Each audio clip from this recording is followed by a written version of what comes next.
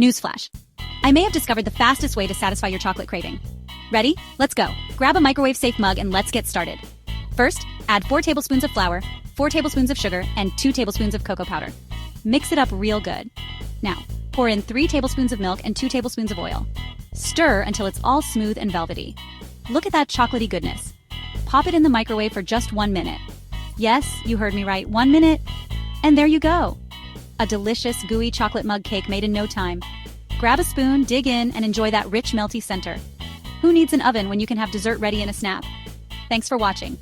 Don't forget to like and subscribe for more quick and easy recipes.